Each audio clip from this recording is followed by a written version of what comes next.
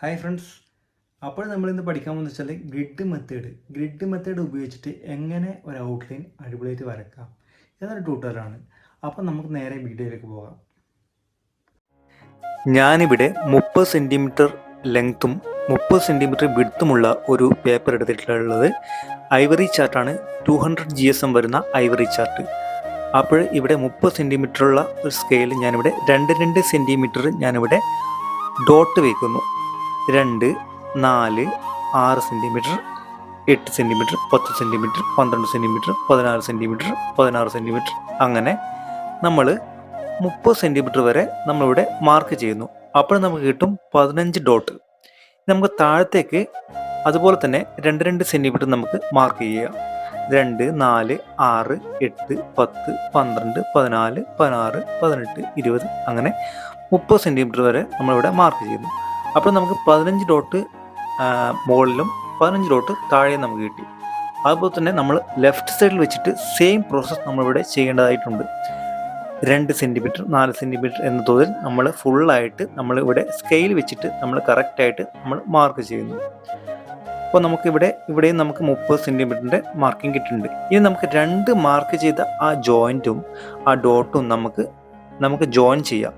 ഓരോരോ ലൈൻസ് നമ്മൾ നോക്കിയിട്ട് കറക്റ്റായി മുകളിലും താഴെയുള്ള ഡോട്ട് നമ്മൾ യോജിപ്പിച്ചുകൊണ്ട് നമ്മളിവിടെ ലൈൻ വരയ്ക്കുകയാണ് ചെയ്യുന്നത്.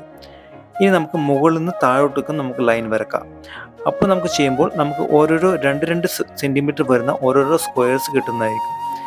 അങ്ങനെ ഞാനിവിടെ ഓരോരോ പോയിൻറ്റും ഞാനിവിടെ യോജിപ്പിച്ചുകൊണ്ട് ഞാനിവിടെ വരച്ചെടുക്കുകയാണ് ചെയ്യുന്നത്. ഞാനിവിടെ ഗ്രിഡ് വരയ്ക്കാൻ ഉപയോഗിക്കുന്ന പെൻസിൽസ് HB മെക്കാനിക്കൽ പെൻസിൽസ് ആണ്. എപ്പോഴും നമ്മൾ ഗ്രിഡ് വരയ്ക്കുമ്പോൾ അധികം പ്രസ് ചെയ്യാതെ ലൈറ്റായിട്ട് വരയ്ക്കുക. അപ്പോഴും നമുക്ക് ഔട്ട്ലൈൻ ഇട്ട് കഴിഞ്ഞാൽ ഈസി ആയിട്ട് നമുക്ക് റബ്ബർ വെച്ചിട്ട് നമുക്ക് മായ്ച്ചെടുക്കാൻ പറ്റും. ഞാനിവിടെ ഏത് പിക്ചറാണോ വരക്കുന്നത് അത് ഞാനൊരു സെലക്ട് ചെയ്യാണ്. ഡ്രോയിങ് ഗ്രിഡ് മാർക്കർ പറയുന്ന ഒരു ആപ്ലിക്കേഷനാണ്, അത് പ്ലേ സ്റ്റോറിൽ നിന്ന് കിട്ടുന്നതാണ്. അത് നമ്മൾ ഡൗൺലോഡ് ചെയ്തതിന് ശേഷം ഞാൻ വരക്കാവുന്ന പിക്ചർ ഞാൻ സെലക്ട് ചെയ്യുകയാണ്. നമ്മളങ്ങ് താഴോട്ട് പോയിട്ട് നമുക്ക് ഈ സംഗീത് കുമാറിൻ്റെ ഈ ഒരു പിക്ചറാണ് ഞാനിവിടെ വരക്കാൻ പോകുന്നത്. അപ്പോൾ ഞാൻ സെലക്ട് ചെയ്ത ഫോട്ടോ ഞാനിവിടെ ബ്ലാക്ക് ആൻഡ് വൈറ്റ് വേണമെങ്കിൽ നമുക്ക് ബ്ലാക്ക് ആൻഡ് വൈറ്റ് ആക്കാം. ഞാനിവിടെ ബ്ലാക്ക് ആൻഡ് വൈറ്റിൻ്റെ ഓപ്ഷൻസ് ഞാൻ ക്ലിക്ക് ചെയ്തു. അപ്പോൾ നമ്മളെ ഫോട്ടോ നമുക്ക് ബ്ലാക്ക് ആൻഡ് വൈറ്റ് ആയിട്ട് കിട്ടി.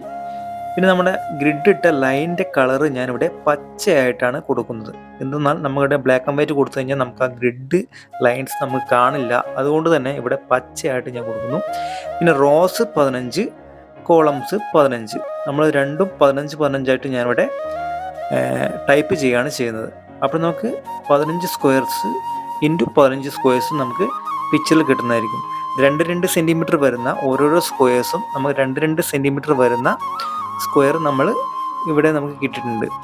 നമുക്ക് ഇവിടെ കാണാൻ പറ്റും, ഞാൻ ഇവിടെ പച്ച ലൈനിൽ നമുക്ക് സ്ക്വയർ ഇട്ടിട്ടുണ്ട്. അപ്പോൾ നമുക്ക് ഈസി ആയിട്ട് നമുക്ക് വരച്ചെടുക്കാൻ പറ്റും. നമ്മളെ ഡ്രോയിങ് പേപ്പറിൽ ഞാനിവിടെ 2 സെൻറ്റിമീറ്റർ വരുന്ന ഓരോരോ സ്ക്വയേഴ്സ് ഞാനിവിടെ വരച്ചെടുത്തിട്ടുണ്ട്. നിങ്ങൾക്കിത് കണ്ടാൽ നിങ്ങൾക്ക് മനസ്സിലാവും. അങ്ങനെ നമ്മൾ വരച്ചെടുത്തത് ഇനി നമുക്ക് സ്റ്റാർട്ട് ചെയ്യാം. 1, 2, 3, 4, 5ാമത്തെ സ്ക്വയറിലാണ് നമ്മുടെ പിക്ചർ സ്റ്റാർട്ട് ചെയ്യുന്നത്. അതുകൊണ്ട് തന്നെ ഞാൻ ഇവിടെ നമ്പറിങ് ഇടുന്നുണ്ട്. നമ്പറിങ് ഇട്ടെന്ന് വെച്ചാൽ നമുക്ക് തെറ്റിപ്പോകില്ല.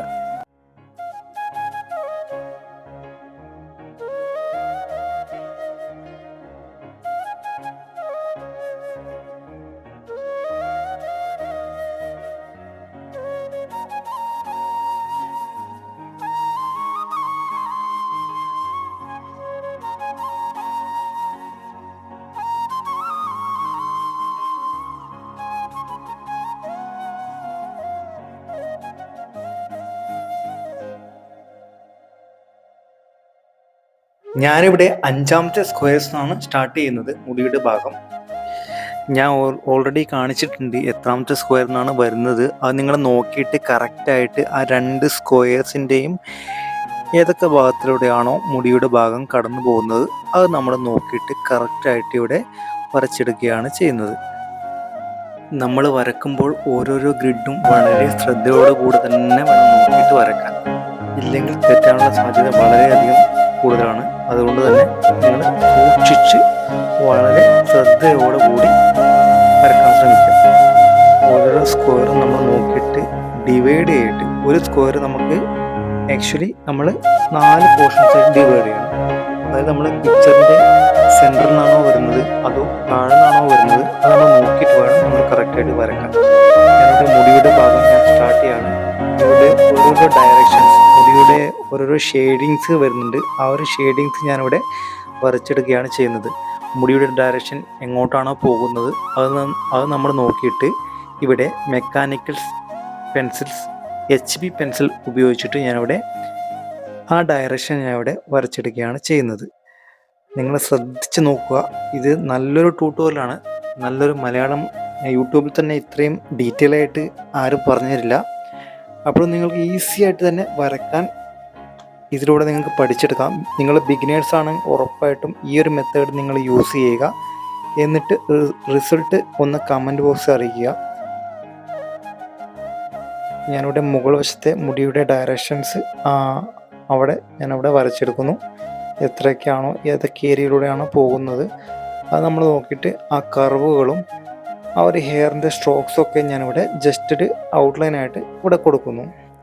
പിന്നെ നമ്മളിവിടെ ഷെയ്ഡിങ്സ് ചെയ്യുമ്പോൾ നമ്മൾ ഫൈനലായിട്ട് നമ്മൾ ഇവിടെ കൊടുക്കുന്നതായിരിക്കും.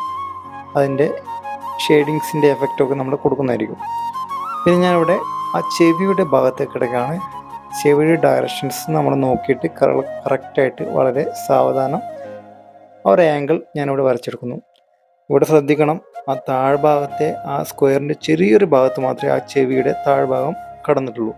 അതുകൊണ്ട് തന്നെ അത്രയും ഭാഗം മാത്രം അവിടെ വരച്ചെടുക്കുക. നമ്മൾ അധികമായിട്ട് ഭാഗം നമ്മൾ യൂസ് ചെയ്ത് കഴിഞ്ഞാൽ നമ്മൾ ആ ചിത്രത്തിൻ്റെ ആ ഒരു റെഫറൻസ് പിക്കും ആയിട്ട് നമുക്കൊരു മാച്ചിങ് ഉണ്ടാവില്ല. അതുകൊണ്ട് തന്നെ എപ്പോഴും ആ സ്ക്വയർ ഞാൻ ഡിവൈഡ് ചെയ്യാൻ അതുകൊണ്ടാണ് പറയുന്നത്. നിങ്ങൾ സ്ക്വയർ ഡിവൈഡ് ചെയ്യുക.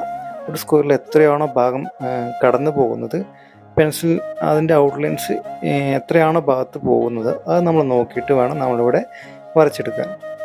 നമ്മുടെ ചെവിയുടെ ഭാഗം ഏകദേശം നമുക്ക് ആ ഒരു കിട്ടിയിട്ടുണ്ട്. നമുക്ക് ആ മുടിയുടെ കുറച്ച് ഭാഗമുണ്ട്, ആ ഒരു ഭാഗം നമുക്ക് വരച്ചെടുക്കാം. പിന്നെ അതുപോലെ തന്നെ താടിയുടെ ഭാഗം എങ്ങനെയൊക്കെയാണ് പോകുന്നത്, അതുപോലെ തന്നെ ആ ഫേസിൻ്റെ ഷേപ്സ് എപ്പോഴും നമ്മൾ എപ്പോഴും നമ്മൾ നോക്കണം. ആ ഷേപ്സ് കുറച്ച് ചേഞ്ചായി തന്നെ ആ നമ്മളെ റെഫറൻസ് പിക്കിൻ്റെ ഷേപ്സ് ഔട്ടായി തന്നെ നമുക്ക് ലാസ്റ്റ് നമുക്ക് റിസൾട്ട് കുറച്ച് തടിച്ചിട്ടോ അല്ലെങ്കിൽ കുറച്ച് മെലിഞ്ഞിട്ടോ അങ്ങനത്തെ ഒരു റിസൾട്ടായിരിക്കും കിട്ടുക. അതുകൊണ്ട് തന്നെ നമ്മൾ കറക്റ്റായിട്ട് വേണം നമ്മൾ വരച്ചെടുക്കാൻ. ഔട്ട്ലൈൻസ് വളരെ സാവധാനം ഓരോരോ സ്ക്വയറും നോക്കി സാവധാനത്തിൽ വേണം വരച്ചെടുക്കാൻ. അപ്പം ഞാനിവിടെ ആ ഒരു ചെവിയുടെ ഭാഗമുണ്ട്, ആ ചെവിയുടെ ഭാഗം ഞാനിവിടെ സെറ്റാക്കിയിട്ടുണ്ട്. റൈറ്റ് സൈഡ് കുറച്ചൊരു ചെവി ഭാഗമേ ഇവിടെ കാണുന്നില്ലൂ, കുറച്ചൊരു തല ചെരിഞ്ഞുകൊണ്ട് അത്രയും ഭാഗം മാത്രം നമ്മളവിടെ വരച്ചെടുക്കുക. പിന്നെ ബാക്കി നമുക്ക് നോക്കാം. നമുക്ക് ഇനി കണ്ണ് ഡീറ്റെയിൽ ആണ് വരക്കുന്നത്. കണ്ണിന് വരക്കുമ്പോൾ നമുക്ക് ഇവിടെ ക്രോസ് ആയിട്ട് ലൈൻ ഇടുന്നതായിരിക്കും ബിഗിനേഴ്സിന് ഏറ്റവും നല്ലത്. എന്താ വെച്ചാൽ നമുക്ക് ആ സ്ക്വയറിൻ്റെ ഉള്ളിൽ തന്നെ കണ്ണിൻ്റെ പോർഷൻസ് അങ്ങോട്ടും ഇങ്ങോട്ടും മാറാനുള്ള ചാൻസസ് ഉണ്ട്. എന്തെന്നാൽ നമ്മളിങ്ങനെ വരച്ച് കഴിഞ്ഞാൽ നമുക്ക് അടിപൊളിയായിട്ട് നമുക്ക് റിസൾട്ടായിരിക്കും കിട്ടുക. നമ്മളെ പോർഷൻസ് ഒന്നും മാറിപ്പോലെ ചാൻസസ് വളരെ കുറവാണ്. അതുകൊണ്ട് തന്നെ നമ്മൾ ക്രോസിംഗ് ആയിട്ട് നമ്മളിവിടെ ലൈൻ ഇടേണ്ടതുണ്ട്. നമുക്കെന്ന് വെച്ചാൽ ഫേസിൻ്റെ ഡീറ്റെയിലിംഗ് ആണ് മെയിനായിട്ട് വേണ്ടത്.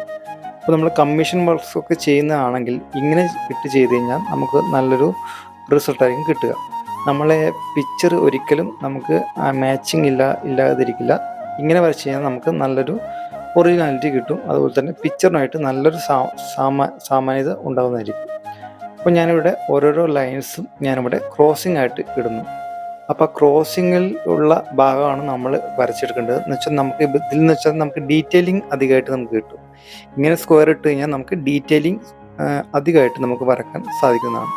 നമ്മൾ സ്ക്വയറിലാകുമ്പോൾ കുറച്ചൊരു ഭാഗം കിട്ടും. ഇപ്പോഴും നമുക്കിത് ക്രോസിംഗ് ആയിട്ട് ആ കണ്ണിൻ്റെ ഭാഗമൊക്കെ എങ്ങനെയാണ് വരുന്നത് അത് നമ്മൾ നോക്കിയിട്ട് കറക്റ്റായിട്ട് നമുക്കിനി ഇതിലേക്ക് നമുക്ക് വരച്ചെടുക്കാം. കണ്ണിൻ്റെ ഭാഗം ഞാനിവിടെ ആ ക്രോസിംഗ് ലൈനിലൂടെ കടന്നു പോകുന്നതും ആ പുരികത്തിൻ്റെ ഒരു ഭാഗം ഞാനിവിടെ ഷെയ്ഡ് ജസ്റ്റ് ഒരു ഔട്ട്ലൈനായിട്ട് ഇവിടെ വരച്ചെടുക്കുകയാണ് ചെയ്യുന്നത്. ഇവിടെ യൂസ് ചെയ്യുന്നത് മെക്കാനിക്കൽസ് HB പെൻസിലാണ്. പിന്നെ കണ്ണിൻ്റെ ഭാഗം ഞാനിവിടെ സ്റ്റാർട്ട് ചെയ്യാണ്. കണ്ണിൻ്റെ ഭാഗം ആ ഒരു ക്രോസിംഗ് ലൈനിൽ ടച്ച് ചെയ്തുകൊണ്ടാണ് പോകുന്നത്. അങ്ങനെ ഞാനിവിടെ ആ ഒരു ഷേപ്പ് ഇങ്ങനെ വരച്ചെടുക്കുക. പതുക്കെ വേണം വരച്ചെടുക്കാൻ. നമ്മൾ ശ്രദ്ധിച്ചിട്ട് സ്ക്വയറും അതുപോലെ തന്നെ ക്രോസിംഗ് ലൈനും നിങ്ങൾ ഒരിക്കലും തെറ്റിപ്പോയിരിക്കും നോക്കണം. ക്രോസിംഗ് ലൈൻ കിട്ടി കഴിഞ്ഞാൽ നിങ്ങൾക്ക് നല്ലൊരു റിസൾട്ട് കിട്ടുക ഞാൻ പറഞ്ഞു. എന്ന് വെച്ചാൽ നമുക്ക് ഡീറ്റെയിലിംഗ് സൂപ്പറായിട്ട് കിട്ടും. ആ ഡയറക്ഷൻ എങ്ങോട്ടും മാറിപ്പോകാനുള്ള ചാൻസസ് ഇല്ല. അതുകൊണ്ട് തന്നെ നിങ്ങളങ്ങനെ ക്രോസിംഗ് ലൈൻ നോക്കിയിട്ട് കറക്റ്റായിട്ട് നിങ്ങളിവിടെ വരച്ചെടുക്കാൻ ശ്രമിക്കുക. പിന്നെ കണ്ണിൻ്റെ ഉള്ളിലത്തെ കൃഷ്ണമണി ഞാനിവിടെ ആ ഒരു ഷേപ്പ്, റൗണ്ട് ഷേപ്പ് ഞാനിവിടെ വരച്ചിട്ടുണ്ട്. പിന്നെ കണ്ണിൻ്റെ താഴ്ഭാഗത്തെ ഒരു ഭാഗം ഞാനവിടെ ആ ഒരു സ്ക്വയറിൽ തന്നെ ഞാനിവിടെ വരച്ചെടുക്കുന്നു. ഇനി നമുക്ക് ആ കണ്ണിൻ്റെ ആ ഭാഗത്തുള്ള ഷെയ്ഡിങ്സ് വരുന്നത് ഡാർക്ക്നെസ് ഏരിയ, അത് ഞാൻ ജസ്റ്റ് ഒന്ന് ആ ഔട്ട്ലൈൻ കർവ് ആയിട്ട് ഞാനിവിടെ വരച്ചെടുക്കുകയാണ് ചെയ്യുന്നത്. പിന്നെ നമുക്ക് അടുത്ത കണ്ണിലേക്ക് കിടക്കാം. അടുത്ത കണ്ണിൻ്റെ ആ ഡാർക്ക്നെസ് ഏരിയയുടെ കർവ് ഞാനവിടെ ജസ്റ്റ് ഒരു ഔട്ട്ലൈൻ കൊടുക്കുന്നു. പിന്നെ കണ്ണിൻ്റെ ആ ഷേപ്സ് എങ്ങനെയാണോ ഷേപ്പ് പോകുന്നത്, അത് ഏതൊക്കെ ക്രോസിംഗ് ലൈനിലൂടെയാണ് കട്ടാവുന്നത്, അതുപോലെ തന്നെ നോക്കിയിട്ട് കറക്റ്റായിട്ട് ശ്രദ്ധിച്ച് നമ്മൾ പതുക്കെ വരച്ചെടുക്കുകയാണ് ചെയ്യുന്നത്. അപ്പോൾ ആ ഒരു ഷേപ്സും നമുക്ക് കിട്ടിയിട്ടുണ്ട്, കണ്ണിൻ്റെ ഷേപ്പും കിട്ടിയിട്ടുണ്ട്. നമുക്ക് കണ്ണിൻ്റെ കൃഷ്ണമണിയിലേക്ക് കിടക്കാം. കൃഷ്ണമണി ജസ്റ്റ് ഒരു ഹാഫ് ലൈനിൻ്റെ അവിടെ ടച്ച് ആവുന്നുണ്ട്. അപ്പോൾ അത് തന്നെ നോക്കിയിട്ട് നമ്മൾ കറക്റ്റായിട്ട് അവിടെ വരച്ചെടുക്കുക. പിന്നെ നമ്മൾ ഷെയ്ഡ് ചെയ്യുമ്പോൾ നമുക്കിതിൽ ഷെയ്ഡിങ്സിൽ നമുക്ക് ഇതിൻ്റെ പോരായ്മകൾ നമുക്ക് നികത്താവുന്നതാണ്. പിന്നെ കണ്ണിൻ്റെ താഴ്ഭാഗത്തെ ഭാഗം ഞാനിവിടെ വരച്ചെടുക്കുന്നു, ഔട്ട്ലൈൻ ഇട്ടുന്നു. പിന്നെ നമുക്ക് മൂക്കിൻ്റെ ഭാഗത്തേക്ക് കിടക്കാം. മൂക്കിൻ്റെ ആ ഷേപ്പ് ഒരു റൗണ്ട് ഷേപ്പ് ആയതുകൊണ്ട് തന്നെ ഞാനിവിടെ ആ ഒരു ഷേപ്പ് ഞാനിവിടെ വരച്ചെടുക്കുന്നു. പിന്നെ മൂക്കിൻ്റെ ആ ഒരു കുഴിയും പിന്നെ ആ ഒരു ഷേപ്പ് ആ ഒരു പോർഷൻസും ഞാനിവിടെ കറക്റ്റായിട്ട് വരച്ചെടുക്കുന്നു. പിന്നെ അടുത്ത മൂക്കിൻ്റെ അപ്പുറത്തെ സൈഡിലേക്ക് നമുക്ക് കിടക്കുകയാണ്. പിന്നെ അവിടെ ആ ഒരു ഡയറക്ഷൻ നമ്മളിവിടെ പതുക്കെ വരച്ചെടുക്കുന്നു. പിന്നെ ആ മൂക്കിൻ്റെ ആ കുഴിയും ഞാനിവിടെ ജസ്റ്റ് ഒരു ഔട്ട്ലൈനായിട്ട് ഞാനിവിടെ കാണിക്കുകയാണ് ചെയ്യുന്നത്. നമുക്ക് ഈ രണ്ടും ഞാനിവിടെ ഏകദേശം വരച്ചെടുക്കുന്നുണ്ട്. പിന്നെ ആ ഒരു ഡാർക്ക്നെസ് ആയതുകൊണ്ട് ഞാൻ ജസ്റ്റ് ഒരു ഡാർക്ക്നെസ് ആയിട്ട് ഞാനിവിടെ കൊടുക്കുന്നു പെൻസിൽ വെച്ചിട്ട്. പിന്നെ നമുക്ക് മീശയുടെ ഭാഗത്തേക്ക് കിടക്കാം. മീശയുടെ ഭാഗത്ത് കിടക്കുമ്പോൾ നമ്മൾ ശ്രദ്ധിച്ച് നോക്കുക. ഇവിടെ മീശ ജസ്റ്റ് ഞാനൊരു ഔട്ട്ലൈനായിട്ട് എത്ര ഭാഗം കടന്നു പോകുന്നു, എത്ര തടിപ്പുണ്ട്, അത് നമ്മൾ നോക്കിയിട്ട് ജസ്റ്റ് ഒരു ഔട്ട്ലൈൻ എത്രയൊക്കെ ഭാഗമാണോ പോകുന്നത് അത് നമ്മൾ നോക്കിയിട്ട് കറക്റ്റായിട്ട് നമ്മളിവിടെ ആ മീശയുടെ ഭാഗവും ഞാനിവിടെ ഓരോരോ സ്ക്വയർ നോക്കിയിട്ട് കറക്റ്റായിട്ട് ഞാനിവിടെ വരച്ചെടുക്കുന്നു. ജസ്റ്റ് ഒരു ഔട്ട്ലൈൻ കൊടുക്കുക. എങ്ങനെയാണോ ഷേപ്സ് ഉള്ളത് അതുപോലെ തന്നെ എങ്ങോട്ടാണോ ഹെയറിൻ്റെ ഡയറക്ഷൻ പോകുന്നത് അത് നമ്മൾ നോക്കിയിട്ട് കറക്റ്റായിട്ട് വളരെ സാവധാനം നമ്മളിവിടെ വരച്ചെടുക്കുകയാണ് ചെയ്യുന്നത്. അപ്പോഴിങ്ങനെ വരയ്ക്കുമ്പോൾ എന്ന് വെച്ചാൽ നിങ്ങൾക്ക് ഒരിക്കലും തെറ്റാനുള്ള ചാൻസസ് ഇല്ല. എപ്പോഴും നിങ്ങൾ ക്രോസിംഗ് ആയിട്ട് ഇട്ടിട്ട് നിങ്ങൾ വരയ്ക്കുക. നിങ്ങൾ ബിഗിനേഴ്സാണ് അങ്ങനെ ചെയ്യുക. കുറച്ചും കൂടിയും എക്സ്പേർട്ട് ആണെങ്കിൽ കുറച്ച് നിങ്ങൾക്ക് സ്ക്വയർ ഇട്ടിട്ട് വരയ്ക്കുന്നതായിരിക്കും ബെറ്റർ. അതായത് ഇങ്ങനെ ഇടുമ്പോൾ കുറച്ച് ടൈം നമുക്ക് അധികം പിടിക്കും, പക്ഷേ നമുക്ക് റിസൾട്ട് നല്ല റിസൾട്ടായിരിക്കും. ഞാൻ പറഞ്ഞു, നിങ്ങൾ കമ്മീഷൻ വർക്കൊക്കെ ചെയ്യുമ്പോൾ എന്ത് പറഞ്ഞാലും നിങ്ങളിങ്ങനെ ക്രോസിംഗ് ഇട്ടിട്ട് ചെയ്യാൻ ശ്രമിക്കുക. പിന്നെ ആ ഒരു ചുണ്ടിൻ്റെ ഭാഗത്തേക്ക് കിടക്കുകയാണ്. ചുണ്ടിൻ്റെ ഡയറക്ഷൻസ് നമ്മൾ നോക്കിയിട്ട് സ്ക്വയറിൻ്റെ എത്രയൊക്കെ ഭാഗമാണോ പോകുന്നത് നോക്കിയിട്ട് കറക്റ്റായിട്ട് നമ്മൾ ഇവിടെ വരച്ചെടുക്കുകയാണ് ചെയ്യുന്നത്. പിന്നെ ചുണ്ടിൻ്റെ ഭാഗം നിങ്ങൾ എപ്പോഴും ശ്രദ്ധിക്കുക. ഡയറക്ഷൻ തെറ്റിക്കഴിഞ്ഞാൽ ആ പോർഷൻസ് തെറ്റിക്കഴിഞ്ഞാൽ നമുക്ക് ലാസ്റ്റ് ഷെയ്ഡിങ് ഒക്കെ ചെയ്ത് വരുമ്പോൾ തന്നെ അങ്ങോട്ടും ഇങ്ങോട്ടും ചുണ്ടിൻ്റെ പോർഷൻസ് മാറാനുള്ള സാധ്യതയുണ്ട്. അതുകൊണ്ട് തന്നെ നമ്മൾ കറക്റ്റായിട്ട് നമ്മൾ സാവധാനം നമ്മൾ ഗ്രിഡ് സ്ക്വയർ നോക്കിയിട്ട് റഫറൻസ് പിക്കിൻ്റെ ഗ്രിഡ് സ്ക്വയർ നോക്കിയിട്ട് സാവധാനം നമ്മൾ വരച്ചെടുക്കുകയാണ് വേണ്ടത്. ഇവിടെ നമ്മൾ താഴ്ഭാഗത്തെ ചുണ്ടും നമ്മളെ ഏകദേശം നമുക്ക് റെഡി ആയിട്ടുണ്ട്. ഇനി നമുക്ക് ആ താടിയുടെ ഭാഗം നമുക്ക് കിടക്കാം. താടിയുടെ ഡയറക്ഷൻസ് എങ്ങനെയാണോ പോകുന്നത് അത് നമ്മൾ നോക്കിയിട്ട് ഞാൻ ജസ്റ്റ് ഒരു പെൻസിൽ സ്ട്രോക്ക് ഇട്ടിട്ട് ഞാനിവിടെ കാണിക്കുകയാണ് ചെയ്യുന്നത്. പിന്നെ താഴ്ഭാഗത്തെ ആ താഴ്ത്താടിയിൽ കുറച്ചൊരു രോമങ്ങളുണ്ട് ഉള്ളതുകൊണ്ട് തന്നെ ഞാൻ ആ ഒരു ഭാഗവും ഞാനവിടെ വരച്ചെടുക്കുകയാണ് ചെയ്യുന്നത്. അപ്പോൾ നമ്മൾ രണ്ട് താടിയുടെ ഭാഗം നമുക്ക് റെഡി ആയിട്ടുണ്ട്. ഇനി ഉള്ളത്തെ പല്ലിൻ്റെ ഭാഗമാണ് മെയിൻ. പല്ലിൻ്റെ ഭാഗം നമ്മൾ വരയ്ക്കുമ്പോൾ ഓരോ സ്ക്വയറിലും നമ്മൾ വളരെ ശ്രദ്ധിച്ച് വേണം നോക്കാൻ. എത്ര സ്ക്വയറിലൂടെയാണോ എത്ര പല്ലുകൾ കടന്നു പോകുന്നത് അത് നമ്മൾ കറക്റ്റായിട്ട് കണക്കെടുത്തിട്ട് വേണം കറക്റ്റായിട്ട് നമ്മളിവിടെ വരച്ചെടുക്കാൻ. അതും അപ്പ് ആൻഡ് ഡൗൺ എത്രയുണ്ട്, എവിടേക്കാണോ ചെരിഞ്ഞിട്ടുള്ളത് പല്ല്, എവിടേക്കാണോ തടിപ്പുള്ളത് അതൊക്കെ നോക്കിയിട്ട് വേണം ഇവിടെ വരച്ചെടുക്കാൻ. നമ്മൾ ഓരോ പല്ലും എത്ര ഗ്രിഡിലൂടെയാണ് പോകുന്നത് അത് നമ്മൾ നോക്കിയിട്ട് വളരെ സാവധാനം ശ്രദ്ധിച്ച് വരച്ചെടുക്കുക. പിന്നെ ആ ഡാർക്ക്നെസ് ഏരിയ ഞാനിവിടെ ജസ്റ്റ് ഒരു ഡാർക്കായിട്ട് ഞാനിവിടെ കൊടുക്കുകയാണ്. നമ്മൾ ഫൈനലായിട്ട് നമ്മൾ പെൻസിൽ ഷെയ്ഡിങ് ചെയ്യുമ്പോൾ കുറച്ചുകൂടി ഡാർക്ക്നെസ് ആയിട്ട് കൊടുക്കും. പക്ഷെ നമുക്കിപ്പോൾ ആ തിരിയാൻ നമുക്കെന്ന് വെച്ചാൽ ആ പല്ലിൻ്റെ ഡയറക്ഷൻ കറക്റ്റാണോ എന്നറിയാൻ വേണ്ടിയിട്ട് ഞാനിവിടെ കൊടുക്കുകയാണ് ചെയ്യുന്നത്. ഇനി നമുക്ക് ആ ഗ്രിഡ് ഇൻറ്റു നമുക്ക് മാറ്റാവുന്നതാണ്. നമ്മൾ ക്രോസിങ് ഇട്ടത് നമുക്ക് എടുത്ത് കളയാം. എന്ന് വെച്ചാൽ നമുക്ക് ഫേസിൻ്റെ ഡീറ്റെയിൽസ് നമുക്ക് കഴിഞ്ഞു. ഇനി നമുക്ക് കഴുത്തിൻ്റെ ഭാഗത്തേക്ക് കൊടുക്കാം. കഴുത്തിൻ്റെ ഭാഗത്തൊന്നും നമുക്ക് അത്രയില്ല, നമുക്ക് ക്രോസിങ് ഇട്ടിട്ട് ചെയ്യേണ്ട ആവശ്യമില്ല. അതുപോലെ തന്നെ ഷർട്ടിൻ്റെയൊക്കെ ഭാഗം നമുക്ക് ക്രോസിങ് മെത്തേഡ് യൂസ് ചെയ്യേണ്ട ആവശ്യമില്ല. നമുക്ക് മെയിനായിട്ട് തെറ്റിപ്പോകുന്ന ഭാഗമെന്ന് വെച്ചാൽ ഫേസും ഫേസിൻ്റെ ഡീറ്റെയിൽസും കാര്യങ്ങളൊക്കെയാണ്. അതുകൊണ്ട് തന്നെ നമ്മൾ ആ ഒരു ഭാഗത്തിന് മാത്രം നമ്മൾ ക്രോസിങ് മെത്തേഡ് യൂസ് ചെയ്യുക. ഇങ്ങനെ ഫുള്ളായിട്ട് ക്രോസിങ് ചെയ്ത് കഴിഞ്ഞാൽ നമുക്ക് അധികം സമയം പിടിക്കും. അതുകൊണ്ട് തന്നെ നമുക്ക് പിന്നെ റബ്ബറിങ് ഇറേസിങ് ഒക്കെ ചെയ്യാൻ കുറച്ച് ടൈം പിടിക്കും. അതുകൊണ്ട് തന്നെ ബാക്കി ഭാഗങ്ങൾ നമ്മൾ നോർമലായിട്ട് ഗ്രിഡ് സ്ക്വയർ വെച്ചിട്ട് മാത്രം വരയ്ക്കാൻ ശ്രമിക്കുക. പിന്നെ ഞാനിവിടെ റൈറ്റ് സൈഡിൻ്റെ ആ ഒരു കോളറിൻ്റെ ഷേപ്പും കാര്യങ്ങളൊക്കെ ഞാനിവിടെ വരച്ചെടുക്കുകയാണ് ചെയ്യുന്നത്.